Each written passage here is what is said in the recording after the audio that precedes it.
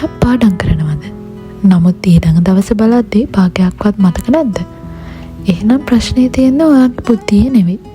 ප්‍රශ්නය ඔයා පාඩම් කරන ක්‍රමය වෙන්න පුළුවන්.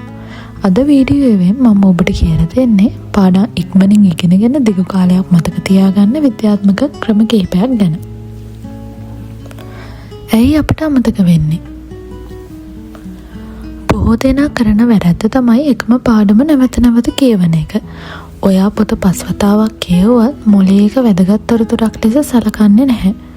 මොළය මතක තබා ගන්න ඔබ භාවිතා කරන තොරතුරු. ඒ නිසා කියවීම පමණක් ප්‍රමාණවත් නැහැ. පළවෙනි ක්‍රමය active recall. මේ ලෝකයේ ගොඩක් දෙනෙක් භාවිතා කරන ක්‍රමයක්. පාඩම කියවලා පොත වහන්න. ඊට පස්සේ ඔයාට මතක තියෙන දේ කඩදාසියක ලියන්න. නැත්නම් ඔයාගෙන්ම ප්‍රශ්න අහන්න. උදාහරණයක් විදිහට මේ පාඩමේ ඔයා ඉගෙනගත්ත ප්‍රධාන කරුණු මොනවාද? මොළයේ තොරතුරු හොයද්දි තමයි මතකය ශක්තිමත් වෙන්නේ. දෙවෙනි ක්‍රමය space repetition.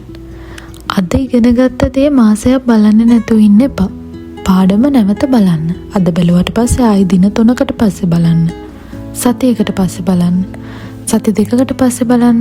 මෙහෙම කරනකොට අමතක වීම සැලකිය යුතු ලෙස අඩු වෙනවා. තුන්වෙනි ක්‍රමය වෙන කෙනෙකුට උගන්වන්න. ඔයාගේ පාඩම තේරුණාද කියලා දැනගන්න තියෙන හොඳම ක්‍රමයක් තමයි මේක.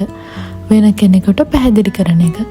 ඔයාගේ යාළුවෙක්ට එහෙමත් නැත්නම් කාමරේ තනියම ඉඳගෙන ඔයාටම ගුරුවරයෙක් වගේ පැහැදිලි කරන්න. ඔයාට පැහැදිලි කරන්න බැරි තැන් තියෙන්නේ. ඒව තමයි ඔයාට තව ඉගෙන ගන්න තියෙන තැන්. හතරවෙනි ක්‍රමය හොඳ නිින්ද. රෑ පුරාම හැරගෙන පාඩම් කරන එක සාර්ථක ක්‍රමයක් නෙවෙයි. ඔයා නිදා ගන්න වෙලාවේ තමයි මොළයේ මතකයන් ගබඩා කරන්නේ. දිනකට පැය 7-8ක නිින්දක් ඉතා වැදගත්. පස්වෙනි ක්‍රමය ෆෝන් එක පාලනය කිරීම.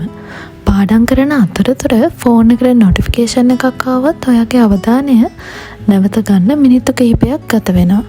ඒ නිසා පාඩම් කරන වෙලාවට ෆෝන් එක සයිලන්ට් කරන්න. ෆෝකස් ටයිම් එකක් හදාගන්න.